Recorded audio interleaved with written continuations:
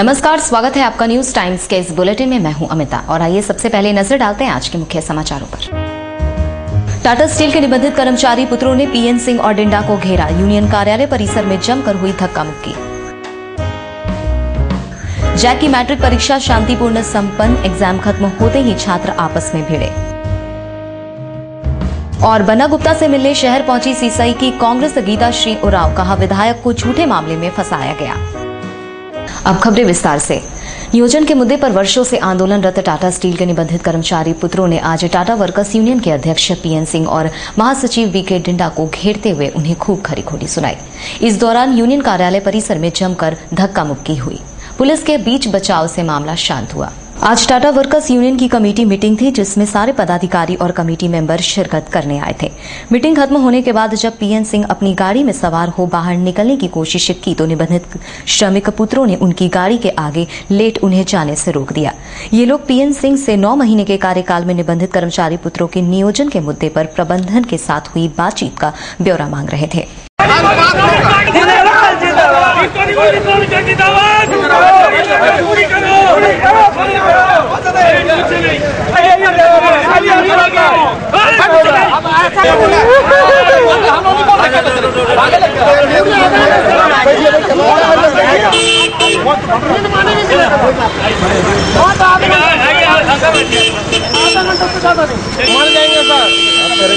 जाम दे देने के लिए खत्म हो गया, टाइम दिए थे ना। इसी दौरान जब कमेटी मीटिंग से बीके डिंडा बाहर निकले तो निबंधित कर्मचारी पुत्रों ने उनका घेराव करते हुए उन्हें खूब खरी खोटी सुनाई। कमेटी मीटिंग होने के चलते यूनियन कार्यालय परिसर में काफी भीड़ जमा हो गई थी। हो हंगामा के बीच निबंधित कर्मचारी पुत्रों की कमेटी मेंबरों और पदाधिकारियों के साथ धक्का मुक्की भी हुई। इस मौके पर तैनात पुलिस कर्मियों ने बीच बचाव करते हुए मामला शांत कराया।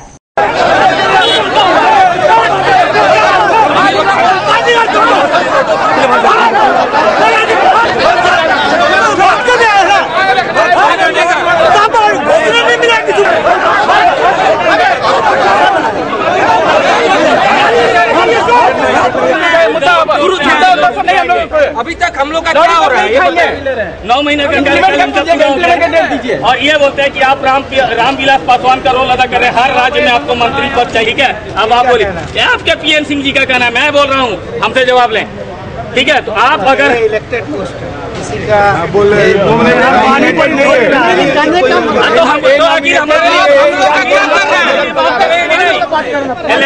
आप हम लोग का क्या कर रहे हैं? एक मिनट, आप समय नहीं इम्प्लीमेंट जल्दी कीजिए। आप तो रघुनाथ पांडे के समय बोले, अभी इनके क्या बोल रहे हैं? हम लोग का निबंधित लोग का क्या हो रहा है?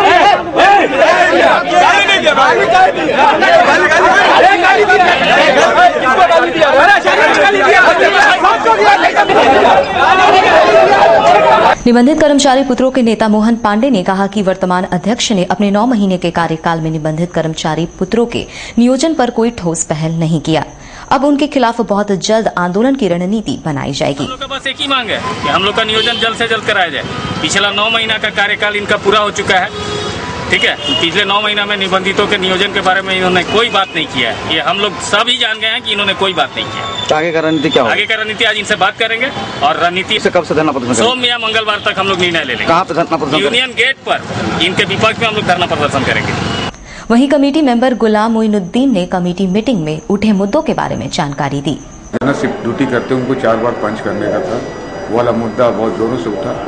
और एक पुराना मुद्दा था पर पॉइंट इंसेंटिव बोनस का, वो करीब पिछली जो कमेटी थी उसमें मैं भी था, करीब 20% पर वो एग्रीड जो हो चुके थे रघुनाथ पांडे जी, और उसको रोक दिया गया था। अभी जो है हम लोग इस बात को किए कि अगर वो बात हो चुकी थी तो जल्दी से जल्दी इम्प्लीमेंट किया जाए पर पॉइंट इंसेंटिव पे। और ग्रेड जो है 15 महीना हो चुका है, अब हम लोगों को इंटरिम रिलीफ जो है चालू कर दिया जाए। अगर चालू हो जाने से यूनियन और मैनेजमेंट को भी आने वाले दिन में जो एक ग्रेड का जो वेज एग्रीमेंट होगा उस पर बहुत आसानी होगी। जैक द्वारा संचालित मैट्रिक की परीक्षा आज शांतिपूर्ण संपन्न हो गई। अंतिम दिन की परीक्षा देने के बाद जहां परीक्षार्थी उत्साहित दिखे, वहीं उनके चेहरे पर परीक्षा के टेंशन का भाव गायब दिखा। कुछ परीक्षा केंद्रों पर छात्रों के बीच मारपीट होने की भी खबर है। एक परीक्षा केंद्र पर टेम्पो में सवार छात्रों पर कुछ परीक्षार्थियों द्वारा बेल्ट से हमला किया गया। यदि टेम्पो चालक ने तेजी नहीं दिखाई होती तो कुछ छात्र हमले के शिकार हो जाते।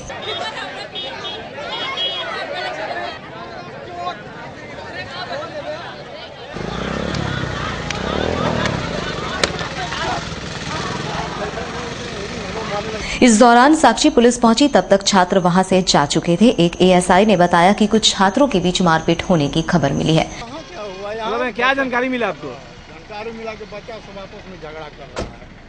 आए एक पार्टी उधर भागा, एक पार्टी इधर। कौन बचा लो था? कौन? परीक्षा का। वहीं एसडीओ सुबोध कुमार ने कहा कि मैट्रिक की परीक्षा शांतिपूर्ण संपन्न हो चुकी है। परीक्षा खत्म होने के बाद छात्रों के बीच किसी प्रकार की मारपीट की घटना न हो, पीसीआर को अलर्ट किया गया था। मैट्रिक का एग्जाम इस बार शांतिपूर्ण हुआ है और अच्छे तरीके से हुआ है, पूर्व की भांति ही। और आज अंतिम दिन था। आज अभी अंतिम रूप से खैरियत प्रतिवेदन सभी जगह से प्राप्त होने पर ये माना जा सकता है कि शांतिपूर्वक मैट्रिक का एग्जाम हो गया। कहीं छिटपुट मतलब बच्चों में उसकी व्यवस्था किया गया था क्या? नहीं, आज मैंने पीसीआर को अलर्ट किया था। मुझे ये हर साल होता है कि एग्जाम खत्म होते हैं और विभिन्न विद्यालयों के बच्चे जब परीक्षा केंद्रों से निकलते हैं तो कतिपय कारणों से बच्चे उलझते भी हैं अति उत्साह में आपस में, और लड़ाई झगड़े भी हुआ करते हैं। इसलिए पुलिस को अलर्ट किया हुआ था, इसलिए ये सब चीजें कंट्रोल में रही होंगी। कुछ छात्र छात्राओं ने कहा कि पेपर अच्छे बने हैं, लेकिन रिजल्ट के बाद ही संतोष मिलेगा। कैसा किया एग्जाम? करीब 1 वर्ष पूर्व नगर विकास विभाग द्वारा निर्माणाधीन कदमा भाटिया बस्ती सती घाट रोड के चंडी बाबा मंदिर के पास चौड़ीकरण को लेकर उत्पन्न विवाद मामले में फंसे जमशेदपुर पश्चिमी क्षेत्र के कांग्रेस विधायक बन्ना गुप्ता से मिलने सीसाई की विधायक गीता श्री उरांव आज शहर पहुंची। उन्होंने स्थानीय परिसदन में पत्रकारों के साथ बातचीत में कहा कि एक राजनीतिक षड्यंत्र के तहत बन्ना गुप्ता को एक झूठे मामले में फंसाया गया है। इस मामले को राज्य और केंद्रीय नेतृत्व के समक्ष रखा जाएगा। उन्होंने एसएसपी अखिलेश झा पर कई गंभीर आरोप लगाते हुए कहा कि कांग्रेस उनके सारे मामलों की जांच की मांग करेगी। सिंहदेव जी से उनसे मैं मिल चुकी हूं और मैंने उस समय भी ये सारी बातें रखी थी कि इस तरह का मामला हुआ है वहां पर, जिसमें राजनीतिक षड्यंत्र हमें पता चला है कि इस तरह से उनको इसमें झूठे मुकदमे में फंसाया गया है। एक नॉन बेलेबल ऑफेंस जो इसमें लगाया गया है बिल्कुल निराधार है और हम लोग इसको बिल्कुल यहाँ स्टेट लेवल से लेके हम लोग सेंटर तक इस बात को हम लोग लेके जाएंगे। और इसमें जो इन्होंने बहुत ही गलत जो भूमिका निभाई है एसएसपी के, उनके खिलाफ में भी हम लोग जांच का हम आदेश मतलब हम लोग वो उसकी मांग करेंगे, क्योंकि अभी पता चला है कि 2010 में जब वो चाईबासा में पोस्टिंग थी तो उनके ऊपर लॉ अस्क के भी गबन का मामला बनता है। उन्होंने बहुत गलत तरीके से उसको वहां से गायब करवाया था, लॉ अस्क का जो पूरा रैक। और यहाँ पर भी जो उन्होंने अपने कार्यकाल जो जमशेदपुर में भी एसएसपी होने के नाते में जो है इनकी कार्यशैली पे प्रश्न चिन्ह उठाया जा रहा है, क्योंकि यहाँ पर पिछले साल कुछ जो डॉक्टर्स की हत्या की गई या फिर उनके ऊपर जानलेवा हमला हुआ, उसका जो मुख्य अपराधी है उसको उन्होंने अपना सरकारी गवाह बना लिया है। तो ये इससे आप खुद ही समझ सकते हैं, जनता खुद समझ सकती है। जमशेदपुर की जनता पढ़ी लिखी है, यहाँ पर लोग सभी जानते हैं, इसलिए विरोध भी कर रहे हैं इस बात का कि एक अपराधी जिसके ऊपर इतने जघन्य अपराध का मामला आता है उसको सरकारी गवाह कैसे बनाया जा सकता है। ये एक प्रश्न उठता है एसएसपी के कार्यशैली पे। तो हम लोग चाहेंगे कि उनके ऊपर ये जांच हो और उनके ऊपर भी मतलब शिकंजा कसे कि इस तरह के, ताकि बाकी अफसर जो इस गलत तरीका अख्तियार करते हैं उन लोग को भी एक मतलब सबक मिले। पीयूसीएल ने आज राज्यपाल के नाम डीसी को एक ज्ञापन सौंपकर पिछले करीब 2.5 साल से पुलिस कस्टडीज में गायब झाड़ग्राम निवासी दिलेश्वर महतो नामक युवक को 31 मार्च तक कोर्ट में पेश करने की मांग की है। इस सिलसिले में आज डीसी से मिलने आए PUCL के जिला महासचिव सुप्रिया भट्टाचार्य ने कहा कि इंसास राइफल लूटने के मामले में 27 जुलाई 2010 को महाराष्ट्र के गोवा से जमशेदपुर पुलिस ने उक्त युवक को हिरासत में लेकर शहर आई थी, लेकिन आज तक उक्त युवक अपने घर नहीं पहुंचा है। अब जबकि सुप्रीम कोर्ट ने राज्य सरकार को 31 मार्च 2013 तक उक्त युवक को सार्वजनिक करने को कहा है, शासन प्रशासन को कोर्ट के आदेश का पालन करना चाहिए। अब सुप्रीम कोर्ट का ऑर्डर आ गया है 31 मार्च 2013 तक अगर इसको दिलेश्वर महतो कोर्ट में हाजिर नहीं कर सके तो स्टेट एजेंसी का हाथ से लेके वो सेंट्रल एजेंसी को ये केस हैंडओवर कर दे। हम लोग एक ही डिमांड है, दिलेश्वर महतो को कोर्ट में हाजिर किया जाए, हुक और कोर्ट। मालिकाना हक संघर्ष समिति ने राज्यपाल से जमशेदपुर की 150 बस्तियों को मालिकाना हक दिलाने के लिए पहल करने की मांग की है। आज राज्यपाल के नाम डीसी को ज्ञापन सौंपने आए समिति के अध्यक्ष TN ओझा ने कहा कि जनप्रतिनिधियों और राजनीतिक दलों ने मालिकाना हक के नाम पर बस्तीवासियों को गुमराह करने का काम किया है।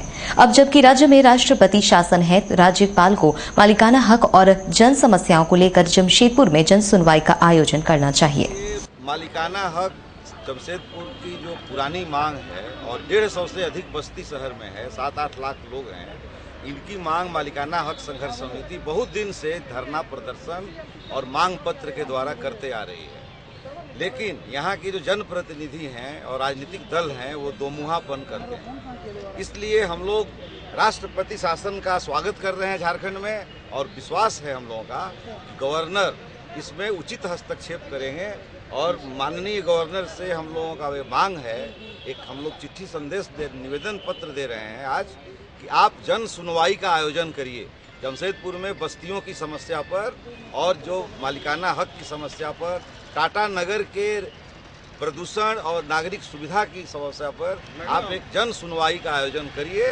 पंकज सिंह नामक व्यक्ति बालीगुमा स्थित गंगा विहार अपार्टमेंट के मालिक दिनेश दास पर बुकिंग से अधिक पैसे की मांग करने का आरोप लगाया है। इस सिलसिले में आज डीसी से मिलने आए पंकज सिंह ने कहा कि उन्होंने गंगा विहार में करीब 10 लाख रुपए में एक ड्यूप्लेक्स बुक कराया था। अब जबकि ड्यूप्लेक्स बनकर तैयार हो चुका है, बिल्डर दिनेश दास द्वारा और 2 लाख रुपए की मांग की जा रही है। हम डुप्लेक्स बुक किए थे जिसका दाम था 10,09,000 में एग्रीमेंट हुआ था, 10,09,000 में, और वो फिर अभी पैसा वो ज़्यादा मांग रहा है। जब पैसा देने जा रहे हैं 2 लाख हमको और एक्स्ट्रा चाहिए, तब आपको डुप्लेक्स देंगे और रजिस्ट्री करेंगे, नहीं तो नहीं करेंगे। जो करना है कर लीजिए आप। कौन है, कहाँ पे डुप्लेक्स? ये डुप्लेक्स गंगा विहार बालीगुमा पर बस्ती में है। कौन है इसके प्रोपराइटर? दिनेश दास है। क्या बोल क्या रहा है? बोल रहा है कि पैसा ज़्यादा दीजिए, 2 लाख और दीजिए तब आपका रजिस्ट्री और बिल्डर देंगे, नहीं तो नहीं देंगे। क्या सभी के साथ ऐसा हो रहा है? क्या सबके साथ ऐसा हो रहा है? कदमा मेरीन ड्राइव से सटी श्यामनगर बस्ती के लोगों ने आज सड़क के किनारे धरना दिया। ये लोग शासन प्रशासन से घर बसाने के लिए उपयुक्त जगह देने की मांग कर रहे थे। कुछ बस्तीवासियों ने कहा कि मेरीन ड्राइव रोड चौड़ीकरण के दौरान करीब 3 वर्ष पूर्व जुस्को और जिला प्रशासन द्वारा श्यामनगर बस्ती के करीब 400 घरों को तोड़ दिया गया। अब जबकि हम लोग त्रिपाल और प्लास्टिक के नीचे रात गुजार रहे हैं, अब उन्हें एक बार फिर से उजाड़ने की धमकी दी जा रही है कि हम बस्ती को फिर से उजाड़ेंगे। टूटे हुए घर पर हम लोग प्लास्टिक बना कर रह रहे हैं और इसको फिर से उजाड़ने का प्रयास किया जा रहा है और हम लोग को आज तक कुछ भी व्यवस्था नहीं किया गया। क्या है, 450 घर जो उजाड़ा गया, 485 घर उजाड़ा गया है, उसमें हम लोग कुछ ही घर हैं और यहाँ कुछ घर को व्यवस्था करके जब से टूटे 3 साल से हम लोग यहीं पर, 1.5 साल से ऊपर हो गया है। 3 साल होने वाला है। सरकार यही हम रिक्वेस्ट करते हैं, जुस्को प्रबंधन, महाकॉर्पोरेट जगत से, राजनीतिक जितनी भी राजनीतिक पार्टियां हैं, हम आप लोग मीडिया वाले से भी हम प्रयास करते हैं, आग्रह करते हैं कि किसी तरह हम लोग की व्यवस्था किया जाए।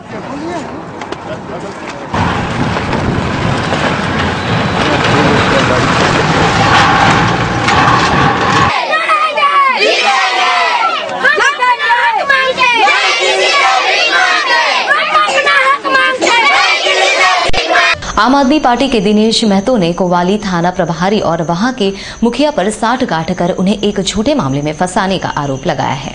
आज ग्रामीण एसपी से मिलने आए दिनेश महतो ने कहा कि पिछले दिनों उन्होंने कोवाली पंचायत कार्यालय में भ्रष्टाचार संबंधित एक मामला उजागर किया था। उसी को लेकर थाना प्रभारी और मुखिया उन्हें झूठे मामले में फंसाने की साजिश कर रहे हैं। कोवाली पंचायत का फर्नीचर घोटाला और राष्ट्रीय पारिवारिक लाभ योजना से एक शिक्षक ने गलत तरीके से राष्ट्रीय पारिवारिक लाभ योजना लाभ लिया था, जो कि वो शिक्षक है और गलत तरह से उसका वार्षिक आय 5,000 दिखा है। तो उसकी भ्रष्टाचार के खिलाफ हमने आवाज उठाया। तो आवाज उठाने के बाद वहाँ का मुखिया ने मतलब आदिवासी एक्ट में केस में फंसाने के लिए हमको मतलब थाना प्रभारी के साथ मिलकर साजिश रचा जा रहा। तो इसीलिए आज हम लोग ग्रामीण एसपी से मिलने आए थे। क्या मांग कर रहे हैं? मांग कर रहे हैं कि मतलब उसमें जांच पड़ताल किया जाए। क्या नाम है उस व्यक्ति का? उस व्यक्ति का नाम वहाँ का मुखिया है सुचित्रा सरदार। आनंद बिहारी दुबे ने वर्षों से बंद पड़ी केबल कंपनी के कर्मचारियों की समस्या से जुड़ी एसएसपी को 4 सूत्री एक मांग पत्र सौंपा है। वे आज आस्तिक महतो सहित अपने दर्जनों समर्थकों के साथ एसएसपी से मिलने आए थे। आनंद बिहारी दुबे ने कहा कि प्रबंधन के लोग मनमानी करते हुए केबल कंपनी के कर्मचारियों को उनके हक और अधिकार से वंचित कर रहे हैं। प्रशासन को मामले की जांच कर कर्मचारियों को न्याय दिलाने की पहल करनी चाहिए। बीती रात रांची हटिया एक्सप्रेस ट्रेन की चपेट में आकर गंभीर रूप से जख्मी आदित्यपुर हरिजन बस्ती निवासी अशोक मुखी की शनिवार भोर में इलाज के दौरान एमजीएम अस्पताल में मौत हो गई। बस्ती के एक व्यक्ति ने घटना के बारे में जानकारी देते हुए कहा कि खास महल स्थित रेलवे अस्पताल से खबर आई कि ट्रेन की चपेट में आने से अशोक मुखी नामक युवक गंभीर रूप से जख्मी हो गया है। हम लोग सब खा पी के सो रहे थे, वो भी साथ में खाना खाया और सबको अपना अपना रूम में सोने चले गए। उसके बाद हम लोग सो गए थे तो इधर से फोन आया कि अशोक मुखी कुछ लगता है। तो हम लोग बोले हाँ भाई। तो फिर वो बोलता है कि ऐसा ऐसा एक्सीडेंट हुआ। फिर हम लोग बोला कि तुम लोग चले जाओ एमजीएम हॉस्पिटल। तो हम लोग एमजीएम हॉस्पिटल आ गए। उसके बाद इसका यहाँ इलाज चल रहा था। उसके बाद सुबह 4:30 बजे